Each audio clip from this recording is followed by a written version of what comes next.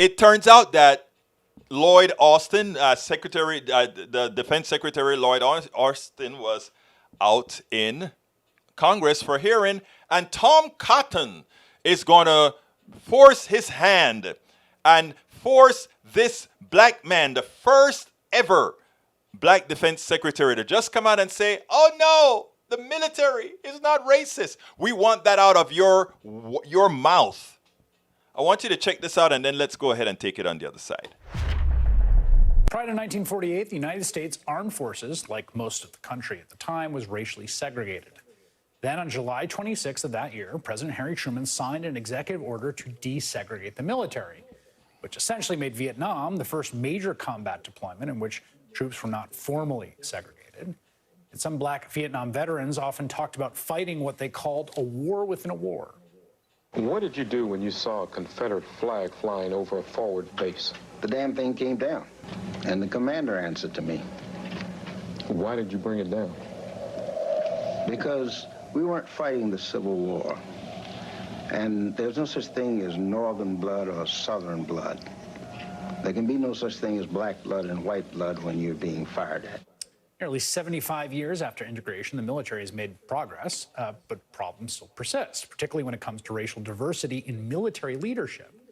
Remember in 2019 when then acting Secretary of Defense Mark Esper tweeted out a photo of the president and his top 4-star generals and admirals. And, you know, look at the picture. It's striking in 2020 to see that. It looks nothing, of course, like the demographic makeup of the country. And when you look back at the history of who this country has had at, say, Secretary of Defense, well, you get a very similar picture. That is until this year when the Senate confirmed retired 4-star Army General and former Iraq Commander Lloyd Austin. And yet today, as if we do not know this collective history, Republican Senator Tom Cotton of Arkansas grilled Secretary Austin on whether he thought the U.S. military is racist. Mr. Secretary, do you believe that our military is a fundamentally racist organization? Yes or no, please. Well, I won't give you a yes or no answer on that, Senator, because it deserves more than a yes or no. The military, like any organization, will have its challenges, but I do not believe it is a fundamentally racist organization. Thank you. I'm sorry to cut you off, but our time is limited. I think it is a pretty simple question. I'm glad that you agree it is not fundamentally racist.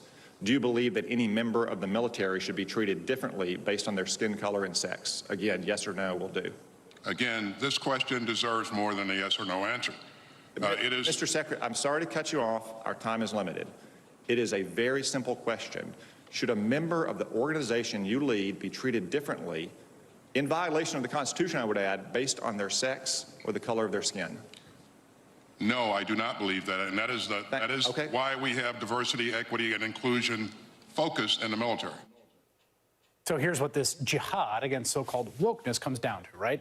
Trying to badger the first black man to ever serve in the Secretary of Defense into a yes or no answer about the complicated racial history of the institution he runs so you can manufacture a Fox News soundbite. Great question, Senator. Why would anyone on earth have any reason to think the Pentagon is anything but an absolute model of racial equity that just happened to never have a black man at its helm for over 2 centuries? It is amazing, right? The guy didn't really he didn't want to come out and say, yes, it's a racist institution. The fact of the matter is, yes, the military, like most institutions in the United States, do have racial biases. They are racist by definition. We are mitigating that. We are improving. We're making things better. But these guys want to come out and say that everything is okay. That's why we don't want to teach critical race theory or somehow think that is crazy to do that.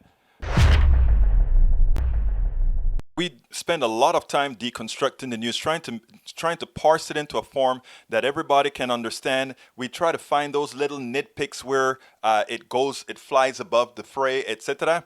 If you really like these videos that we do, I want to ask a big favor. Please go ahead, number 1, subscribe to our channel, and number 2, please join if you can. Thank you so kindly for watching. Keep watching. Please remember to share. We must populate the entire internet with our progressive message, a message that we know is what most Americans say that they want. So help us, please join.